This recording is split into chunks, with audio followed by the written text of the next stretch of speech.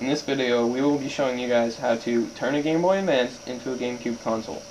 What you will need is some cotton balls, some Dixie cups, plastic, we'll tell you why later, a set of headphones, AV cable for your TV, any kind, pennies, Q-tips, paper clips, scissors,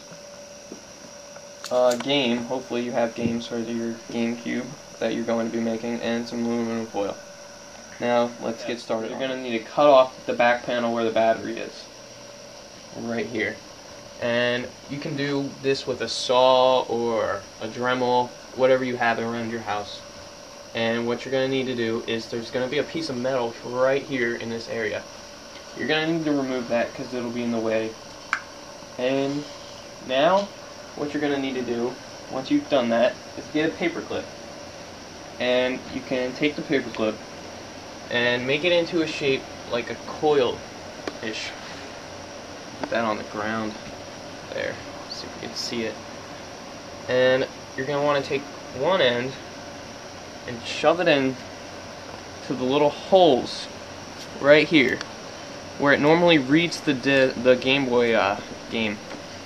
And coil that up right there so that one point is facing up and the other is inside here, touching the metal tongs inside of there. And then now we're going to move on to the next step. For this part, you're going to need your headphones, and what you're going to do is you're going to cut part of the headphones and strip the wires at the end. Now you're going to use your Dixie cup that you have and poke a hole through the bottom with a pen or a pencil, just so it's big enough for the wires to fit through. Put the wires through the hole at the bottom. Now, you're going to want to take some electrical tape and tape a penny to it. Now, tape the penny to the wires. Make sure the wires are touching or else this will not work. Now, you take a cotton ball and you put the cotton ball on top of the wires for extra conductivity. Tape it around. Now pull it back into the Dixie. Alright, so what you did last time was you made the cup. So what you need to do to finish off the cup is you need your Q-tips that you were asked to get earlier. And you stick it in there, make sure it's touching the aluminum, and surround it with aluminum at the bottom. And cover the top with some more aluminum, the top of the Q-tip. Now what you do for your AV cable is exactly the same thing. Make sure you don't use the inputs for the TV. Don't use those because then you won't be able to plug it into your TV. So now that you have that, you have your receiver and your sender, and you're almost ready.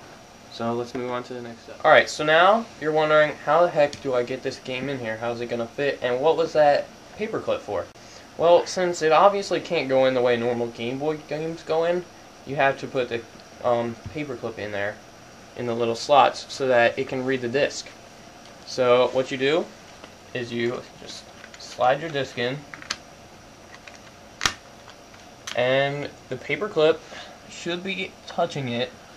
Make sure it is touching it, or else it's not going to be able to read it. And it's going to look a little messy because you can't really put the back on, but it's a GameCube, so you really can't complain that you made a GameCube out of a Game Boy. So now you can get started playing. So we'll show you a little gameplay footage.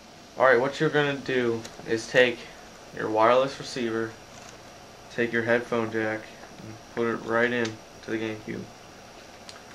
We've already started it up, just make sure it's, you know, facing the other one.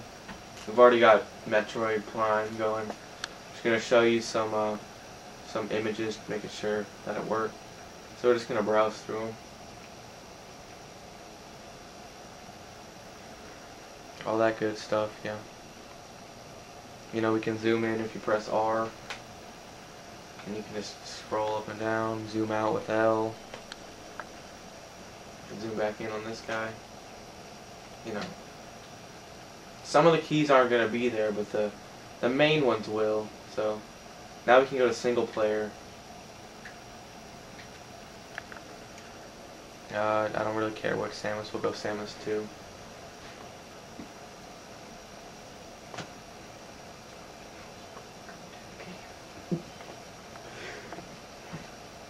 That guy's cool, he's got silver.